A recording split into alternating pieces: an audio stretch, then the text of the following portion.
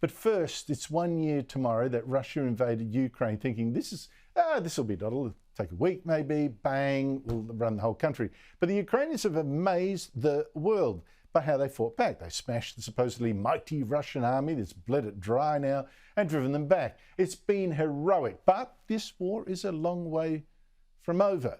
And Ukraine still needs the West to keep sending weapons and ammunition, or else it will be in deep trouble.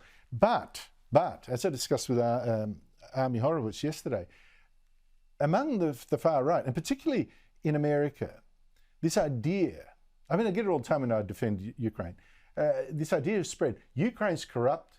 Why are we risking nuclear war? And why are we sending money to help fight in Ukraine when we need that money here?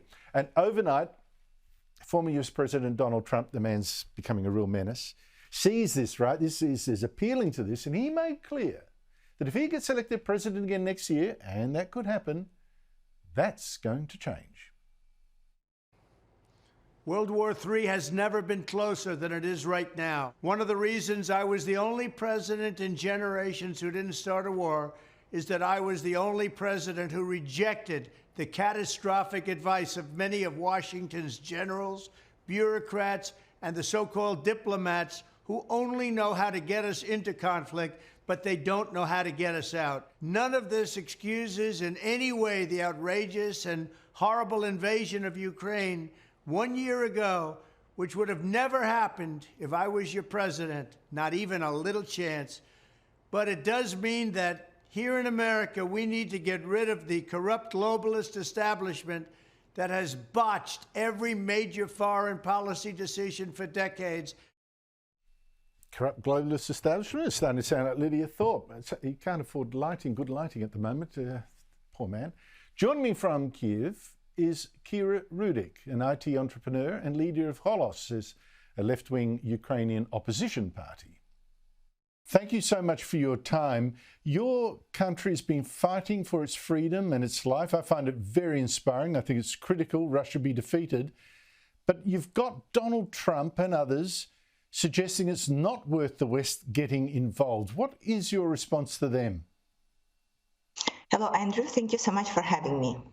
Well, we are right now fighting not only because we are fighting for our freedom. We are fighting against the precedent. The precedent that in 21st century, one country cannot attack another.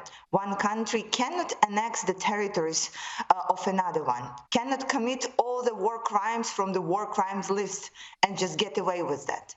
And with all the Western support that we are receiving and with our willingness to fight, if Russia wins, that would mean that all the tyrants in the world can do whatever they want. Is this the world that we want to live in? Is it the future that we want to build? I do not think so. And this is why we need to make sure that we in Ukraine win, that we establish the justice for the war criminals, and that this is not repeated anytime soon, anywhere in the world. But you've lost so many lives over this past year. It's been such a tragedy. You've got some of your cities in ruins. Have you ever had a moment where you've thought surrender would have been easier? No. You know why? On the day one after liberation, I have been to Bucha and Irpin, places that were occupied by Russians at the first months of the full-scale invasion. What I have seen there, I would never forget. Dead bodies alongside the road, women who were raped, and then their bodies tried to be burned, mass graves, torture rooms. This is what we are facing if Russia wins. And this is why we have never thought about surrender, because we know that there is no alternative for us. We are a free, sovereign country. We are defending our freedom and our plain ability to exist. And we will go on for as long as it takes to win this war. We have supported Ukraine. We've sent bushmasters and that kind of thing. But I find it embarrassing that the Australian embassy in Kiev is still vacant. We have not sent our diplomats back there. It's too unsafe, etc., etc. It was co-located with the Canadian one. It's not too unsafe, isn't it? We should be there. Well, if President Biden decided that he can come to Kiev, I'm sure diplomats can come as well. Absolutely. I find that, like I say, embarrassing. But how will this war end after 1 year? I don't know. It looks like going for at least another year, probably longer. How do you think it will end? Well, Andrew, a year ago, nobody thought that we would stand for a couple of weeks.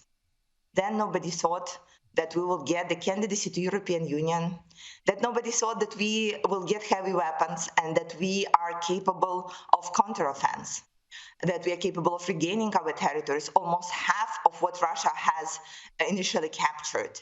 Then nobody believed that we will receive the Patriot missiles and the tank coalition, which I encourage Australia to join and get us some tanks, was also something that nobody believed. Right now, we know that if you fight hard and if you push enough, impossible things are possible. And the world believes in us, and we are going to fight. We're just asking to give us the means to fight back. Again, it's not a matter of a political will for us. It's a matter of all people having the same decision. We do not want to be destroyed. We do not want to be part of Russia. We don't want to be stripped of human rights and have our homes destroyed and families tortured. We are fighting in a very plain war. There is an aggressor, there is an evil, and there is a victim, and it is us.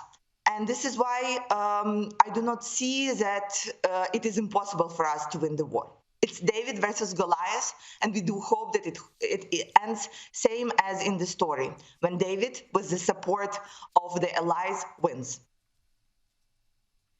Kira Rudik, I just want to give you a tip before I go about Australian tanks. We've got something like somewhere between 60 and 80, I've forgotten the exact number, 60 and 80. They have never, ever been used in war. Never.